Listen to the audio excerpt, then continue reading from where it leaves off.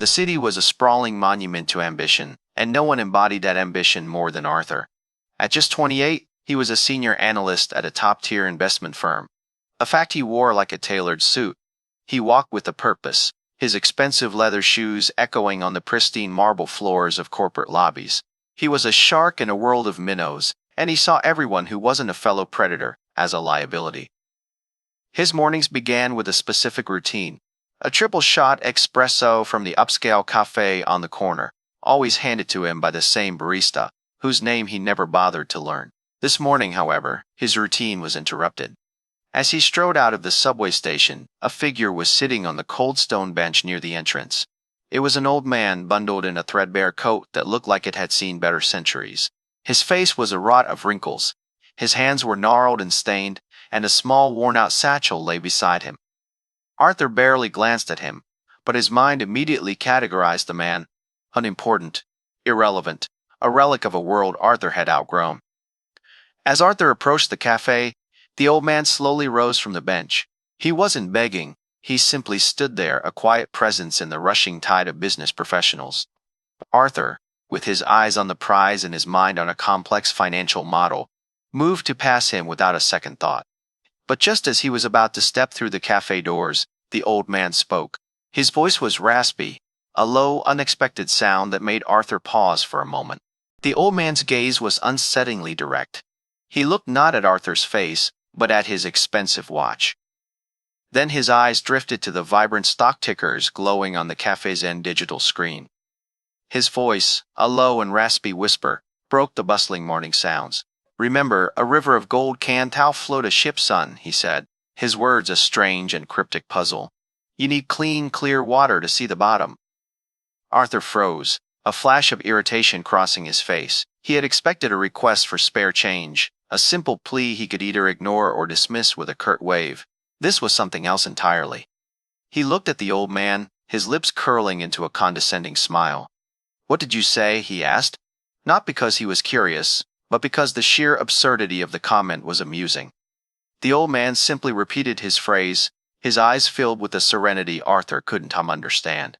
A short, derisive laugh escaped Arthur's throat. "Thank you for the pro tip, but I'll stick to my market analytics," he said, the sarcasm sharp enough to cut glass. "They've proven a little more reliable than... well, this?" He gestured vaguely at the old man in worn-out clothes, a cruel jibe he didn't even bother to soften. Without another word, he turned and pushed through the cafe door, a triumphant smirk on his face. He felt a rush of superiority, a sense of vindication in his belief that people like this old man were a waste of space and time. Inside, as he waited for his espresso, he glanced back through the window. The old man was still there, sitting on the bench, his gaze fixed on nothing in particular. Arthur shook his head, a single dismissive gesture, and turned his attention back to his phone, already forgetting the strange encounter. The morning buzz of the coffee shop was quickly replaced by the sterile hum of a top-floor office. Arthur strode in, his mind already racing with a dozen different calculations. He headed straight for a meeting room, a glass box suspended over the city. Inside, his small team, including his friend and colleague Liam, was already gathered. Liam, with his perpetually worried expression, was studying a screen filled with charts and graphs. The subject of their attention was a promising but volatile tech startup called Echo Nova. It was supposed to be the unicorn investment that would solidify their careers for years to come. "Talk to me," Arthur said, taking his seat at the head of the table. "Where are we on the Echo Nova valuation?" Liam pointed to a chart. "The latest user data just came in. It's flat. Not a drop, but not the exponential growth we were projecting either." "It's a small red flag," Arthur waved a dismissive hand. "A red flag is a blip on a radar. Liam, we've got insider information. A solid product and a team of brilliant founders. They'll figure it out." He didn't seem concerned, his confidence unwavering.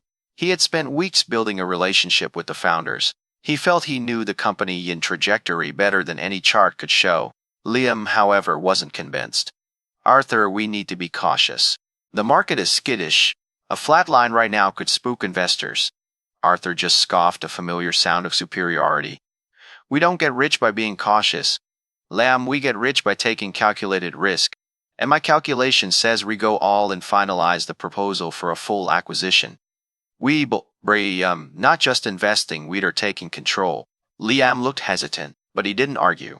He had seen Arthur's conviction pay off before, but this time a quiet, uneasy feeling lingered in the room. Days turned into a blur of intense negotiations. Arthur was in his element, charming, persuasive, and utterly relentless. He wined and dined Echo Nova's founders, painted a glorious vision of their future under his firm's wing, and expertly brushed aside any lingering doubts. Liam, despite his earlier reservations, was swept up in Arthur's infectious confidence. The deal was monumental, a multi-million-dollar acquisition that promised to be the crown jewel of their firm's portfolio. Arthur was already envisioning his promotion. The accolades, the unassailable position at the top. The day the contracts were signed was a whirlwind of champagne toasts, backslapping, and triumphant smiles. Arthur felt invincible. He had conquered another summit. The celebratory mood, however, was short-lived. Just 3 days after the acquisition, a quiet tremor began in the market. It started as a barely perceptible ripple. A few anonymous blog posts questioning Echo Nova's underlying technology and user engagement. Arthur dismissed them as noise, the bitter complaints of competitors. But then the ripples grew into waves. A prominent tech journalist published an exposé detailing fundamental flaws in Echo Nova's data, reporting, and a surprisingly high churn rate among their loyal users. The article cited internal documents that Arthur's due diligence team had somehow missed. Panic began to set in. The stock, which had briefly surged after the acquisition announcement, began a terrifying descent. Every hour brought worse news. Investors began to pull out, questioning the firm and judgment. Arthur's phone was ringing off the hook, not with congratulations, but with increasingly frantic calls from his superiors. He sat in his office, staring at the plummeting stock charts, the image of his triumphant smile from just days ago haunting him. The river of gold he thought he controlled was turning into quicksand, sucking his firm and his career into its depths. He felt a chilling sense of dread, a premonition that this was far worse than a red flag. This was a full-blown catastrophe. The next morning was a cold, gray blur. Arthur was summoned to the corner office, the one with the sweeping panoramic view of the city. Mr. Harrison, the CEO, was a man of few words and even fewer smiles. He didn't yell. His anger was a cold, quiet force that was far more intimidating than a raised voice. He simply pointed to the stock ticker on one of his 6 monitors. The red line was a terrifying plummet. "Echo Nova," he said, his voice as flat as the dead line on the screen. "Your brilliant play, Arthur. It has cost this firm $175 million, and our reputation is now a joke." Arthur tried to stammer an excuse to deflect the blame onto the due diligence team, but Harrison cut him off with a single sharp motion of his hand. "You overruled them, Arthur. You said your gut feeling was all that mattered. Well, your gut just cost us a small fortune." Harrison leaned forward, his eyes burning with a controlled fury.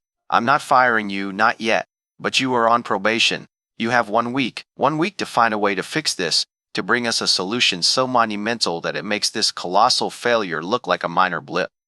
Fail, and you're done. Your career here is over." Arthur's mind reeled. He was a shark, but now he was drowning. He stumbled out of the office, his expensive suit feeling like a straitjacket. The familiar swagger was gone, replaced by a cold-numbing fear. He walked through the lobby and out onto the street, his body on autopilot. His mind was a blank. He just stood there for a moment, the world rushing past him, a blur of faces and sounds. He looked up and his heart sank. Sitting on the same stone bench exactly where he had been before was the old man, Mr. Finch.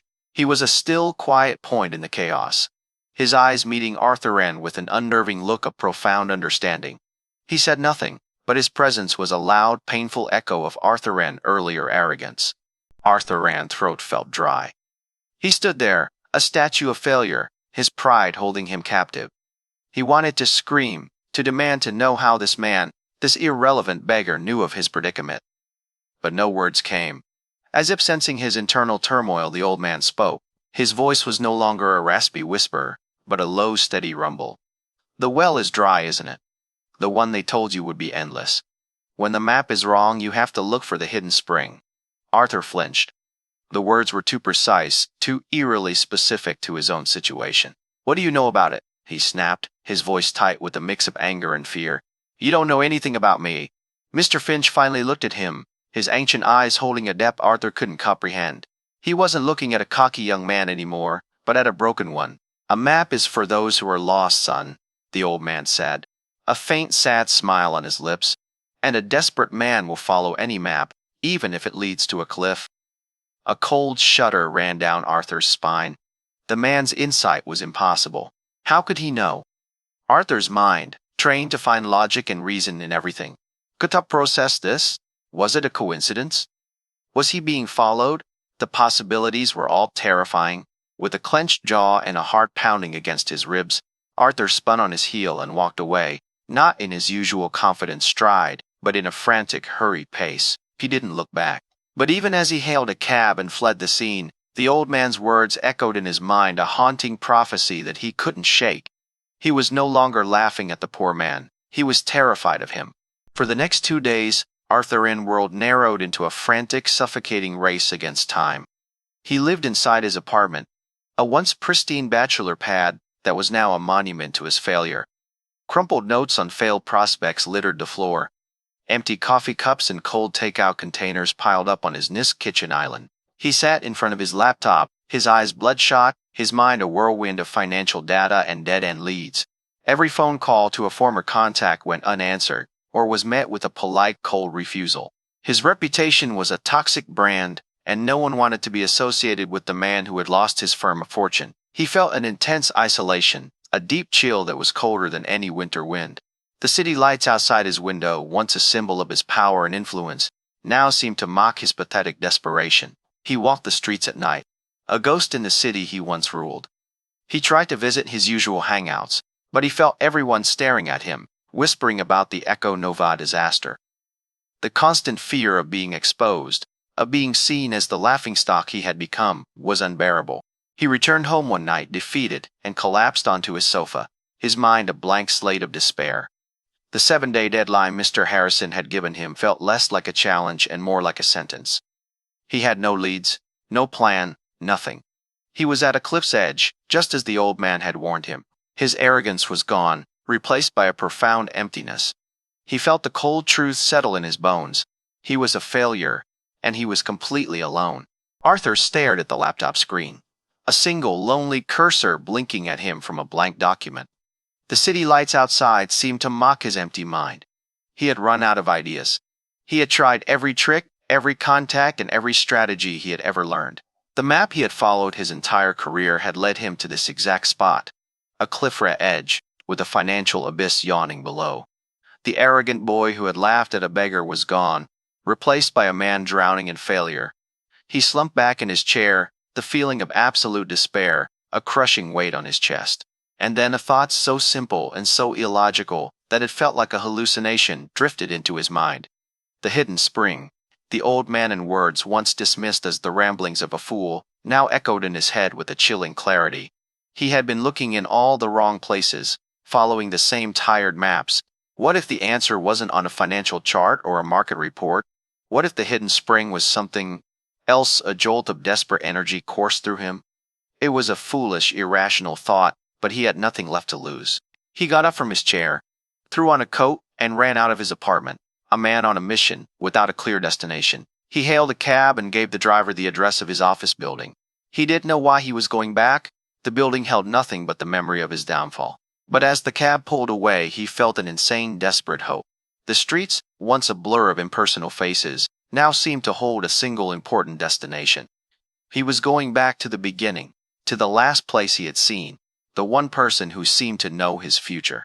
As he arrived at the stone bench outside the cafe, his heart pounded against his ribs.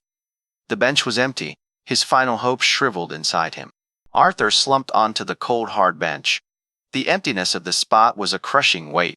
He had put all his remaining hope on this one irrational act, and it had failed. The wind bit at his exposed skin, and the distant hum of the city seemed to mock his pathetic desperation. He sat there for what felt like an eternity, his mind a blank slate of despair. He was no longer a hotshot investor. He was just a cold, defeated man on a bench. The arrogant laugh he had let out just days ago felt like it belonged to another lifetime, a different person. He had been so sure of himself, so certain that his world of numbers and data was the only world that mattered. But now, without it, he was nothing. He was about to get up and leave, to surrender to his fate. When the old man in words, the first words he had ever said to him, echoed in his mind clear as a bell. A river of gold can't half float a ship, son. It needs clean, clear water to see the bottom. The words, once so nonsensical, now seemed to unlock a new meaning. A truth he had been blind to his entire life. The river of gold wasn't just his business. It was his ego, his arrogance, his entire self-perception built on the illusion of wealth. He had been so consumed by the dazzling reflection of money that he had never bothered to look for the clear water beneath it, the truth of a person, of a business, of life itself. The map he had followed had been nothing but a lie. As this profound realization dawned on him, he heard a sound. A quiet, rhythmic hum in the distance, a sound he had never paid attention to before. It was a faint, almost inaudible vibration coming from the direction of the old city docks, a place he considered beneath him, an instinct, a new kind of instinct born not from arrogance, but from true desperation told him to go there. Arthur got up from the bench, his old arrogance replaced by a frantic, almost childlike curiosity. He walked briskly, his expensive leather shoes scuffing on the cracked pavement of the forgotten side streets.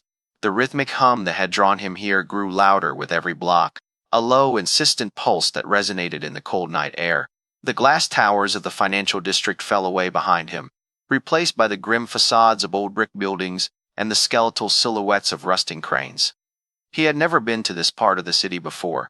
The air was thick with the scent of salt and oil, a world away from the sterile, filtered air of his office. He was completely, utterly out of his element. The sound led him to the city's old docks, a ghost town of abandoned warehouses with boarded-up windows and peeling paint. Most of the buildings were dark and silent, but the hum was coming from a single nondescript warehouse at the end of a long pier. Its exterior was a dull, grimy gray, and its windows were so caked with dirt that nothing could be seen inside. As he got closer, the rhythmic thumping became more distinct. It wasn't the manic chirping of stock tickers or the constant whir of servers he was used to. This was the sound of heavy machinery, powerful and steady, a sound that spoke of genuine physical creation. He followed the sound around the side of the building until he found a small iron door, a single padlock hanging from its latch. The lock was old and rusted, but the chain holding it was brand new, glinting silver in the moonlight. He pressed his ear to the cold metal and the rhythmic thump filled his head. A pulse of pure, raw energy. He felt an intense, undeniable pull to know what was inside. He had found the hidden spring, but the water was concealed behind a locked door, and the first test of his new path was to figure out how to open it. Arthur Rame's first instinct was to find something to pry the lock open. His old aggressive self, the man who believed in breaking down barriers, re-emerged for a moment, but he stopped. He remembered the look in the old man's eyes, the warning about the map leading to a cliff. This wasn't about brute force. This was a test. He forced himself to take a deep breath, to quiet his frantic mind, and to do what he had always done best. Observe. He ran his hand over the grimy brick wall, searching for a hidden button or a secret latch, but there was nothing. He moved closer to the iron door, his eyes scanning for any clue he might have missed. He noticed a small faded plaque on the wall next to the lock, so covered in grime and rust that it was nearly invisible. He rubbed it with his sleeve, and a faint symbol emerged. A simple, elegant compass rose. There was a single, unlit light bulb icon in the center. He had no idea what it meant, but it felt significant. He looked up, his gaze following the side of the warehouse, and he saw a flicker of something in the moonlight, a tiny, almost imperceptible sign, so old and faded that it looked like a stain. He moved closer, squinting, and saw a string of numbers underneath the faded logo of a long-defunct shipping company. It was a phone number. Every fiber of his being, every ounce of his old logic screamed that it was a wasted effort. It was a number from decades ago. It wouldn't work. But his new quiet instinct, the one he had just begun to trust, told him otherwise. He pulled out his phone, his hand trembling, and dialed the old forgotten number. The phone rang once, then a second time. Arthur was about to hang up defeated when he heard a click. An old gravelly voice, a voice he knew from just days ago, answered from the other end. "Hello, son? Did you find your hidden spring? Did you find your hidden spring?" the voice asked, a low melodic rumble that sent a shiver down Arthur's spine. It was a voice that held no malice, only a quiet, knowing power. Arthur stammered, his old arrogance completely gone. I don't understand," he said, his voice a shaky whisper. The number? You... What is this? He was about to ask for a solution, to beg for a stock tip, but the old man and voice cut him off as if he could read Arthur in desperate thoughts.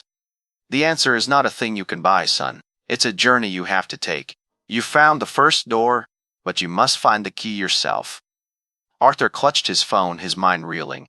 He was talking to a man he believed to be a street vagrant, a man who had somehow foreseen his downfall, who had set up this elaborate test. What do I do? He pleaded. A single raw question born of pure desperation. Tell me what to do. The old man was silent for a moment. Then he gave Arthur a new set of instructions, each word clear and precise, a stark contrast to his earlier cryptic ramblings. He gave Arthur an address, a long way from the city center, in a quiet residential neighborhood. Go there, don't knock on the door. Just wait. The one you need to speak with will find you. Arthur tried to ask for a name, a description, anything, but the old man simply said, Trust the clean water, not the gold reflection, and with that the line went dead. Arthur stared at his phone. A strange mission lay before him. He no longer felt a crushing despair, but a quiet, determined resolve. He hailed a cab and gave the driver the address. The ride was long, taking him far from the world he knew. He was no longer a hot-shot investor. He was a seeker, a man on a pilgrimage. He arrived at a small, well-kept house with a tidy lawn and a single porch light. The clock on his phone read a little after midnight. He took a deep breath and began to wait. Arthur's resolve began to crumble as the minutes stretched into hours. The cold of the late night was a biting companion, and the silence of the suburban street was unnerving. He checked his watch for the 10th time. It was a watch that had cost more than some of the cars parked on this street, a symbol of a world that now felt impossibly distant. He was a senior analyst, a man who moved millions with a single keystroke, and here he was sitting on a stranger curb, waiting for a man he had mocked. He felt an intense, irrational urge to get up and leave, to run back to the city he understood. But the shame of doing so was a powerful anchor. He had already come this far. He had to see it through. He had to know if the clean water was real. As he waited, his frantic mind began to quiet. He noticed the small details of the neighborhood, the tidy flower beds, the faded paint on a child's swing set, the warm, faint glow of a lamp in a window. These were the details of a life he had never considered, a world that was rich in a currency he didn't understand. He sat there for what felt like an eternity, his expensive suit becoming wrinkled, the cold seeping into his bones. Just as he was about to give up, a car pulled up and parked across the street. A young woman got out, her face illuminated by the car's headlights. For a brief moment, Arthur's heart froze. He knew her. It was Elena, a quiet, brilliant data analyst from his own firm. She was an entry-level worker. He had barely spoken to someone he considered just a low-level number. Cruncher. She did not see him. She walked up to the house and used a key to let herself in. Arthur was left sitting in the cold, stunned. What was she doing here? Arthur stood frozen on the curb, watching Elena disappear inside the house. A fresh wave of confusion washed over him, followed by a surge of his old, impatient self. He had been told to wait, but waiting was a passive act. Arthur was a man of action, a man who believed in creating his own opportunities, not waiting for them. He strode across the street, his footsteps loud in the silent neighborhood, and climbed the steps. He raised a hand and against every instruction he had been given, knocked on the front door. Elena opened it, and her eyes widened in surprise. She wasn't angry, she just looked at him with a kind of quiet, almost sad, pity that made Arthur's face burn with shame. Arthur, she asked, a soft question in the middle of the cold night. What are you doing here? He stammered, his usual smooth confidence replaced by a clumsy nervousness. He mentioned the old man, his name. Mr. Finch told me to come here. I was waiting, but then I saw you. A knowing look crossed Elena's face. She didn't have to ask which old man he sent you here, she said, her voice filled with a strange mix of respect and understanding. He's a very unique man. She stepped back and gestured for him to come in. The interior of the house was not what he expected. It was simple, but filled with the warmth of a life lived a world away from his sterile, NIST apartment. He's been mentoring me for months, she explained, her voice low. He has a knack for seeing the real value in things, not just the numbers. He told me he was going to send someone who was lost. But I never thought it would be you. Her words were a soft verbal blow, a final piece of his old world crumbling away. Arthur stood in her doorway, a humble man on a new kind of quest. Elena led him past the living room and into a small, cluttered back room that was a stark contrast to the rest of the tidy house. It was not an office, but a workshop filled with wires, tools, and half-finished prototypes. On a workbench in the center of the room sat a device that pulsed with a faint, steady blue light, a small, intricate machine of copper and glass. "This is what he saw," she said, her voice filled with a quiet passion. He saw the potential for a different kind of energy, one not based on the river of gold but on the clean water of natural low-impact sources. She explained that the device was a prototype for a new kind of biokinetic power generator, a revolutionary technology that could provide clean, constant energy without massive, expensive infrastructure. It was a project that had been dismissed by every venture capital firm for being too small and not scalable. Arthur stared at the device, a silent, powerful hum emanating from its core. He felt a chilling sense of recognition. This was real. This was not a data-driven illusion like Echo Nova. This was a tangible, revolutionary breakthrough. Elena explained that Mr. Finch had been quietly funding her for years, believing in the value of her idea when no one else did. He had not only invested his wealth, but had also provided a constant flow of wisdom and guidance. Arthur's mind was racing. This was it. This was the miracle investment Mr. Harrison had demanded. This was the unicorn that could save his career and his firm, but it wasn't a deal he could bully his way into. It wasn't something he could buy with an arrogant display of wealth. This was a project built on integrity and foresight, values he had never understood. He looked at Elena, his face pale and slack. The arrogance was completely gone, replaced by a profound and desperate hope. He knew he had found his salvation, but he also knew that to get it he would have to do the one thing his old self would never have considered. Arthur looked at Elena, his face pleading, stripped of all pretense. The shame was a crushing weight, but the hope of salvation was a powerful light. He spoke not with the rehearsed confidence of a dealmaker, but with a raw, honest humility. He had never known Elena, he said, his voice trembling slightly. "I have no right to be here. I'm sorry. I'm so sorry for how I treated you, for how I will live my life. I saw your work. I saw this." He gestured to the humming prototype. "And it's everything I thought I was looking for, but I know it's not something I can just take. Please." He looked her in the eyes, his own filled with a desperate plea.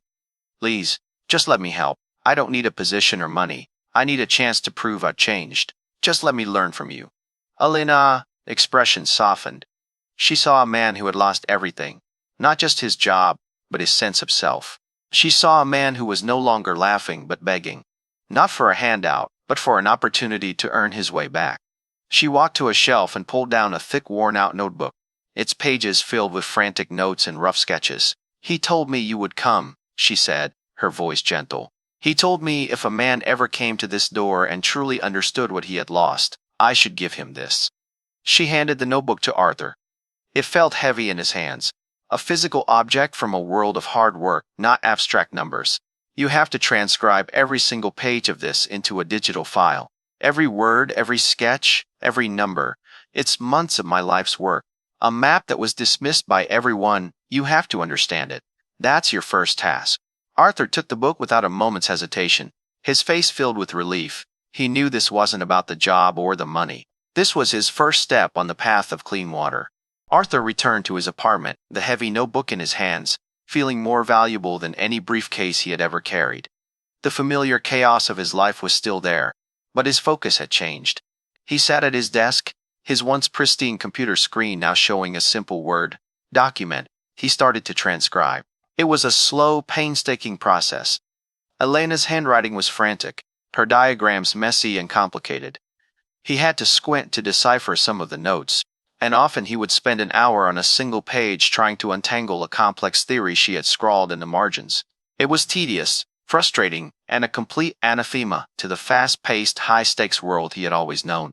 But he didn't stop.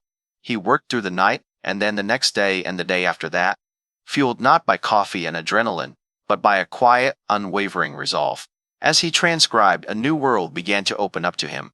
He started to see the connections, the elegant logic behind her seemingly random notes.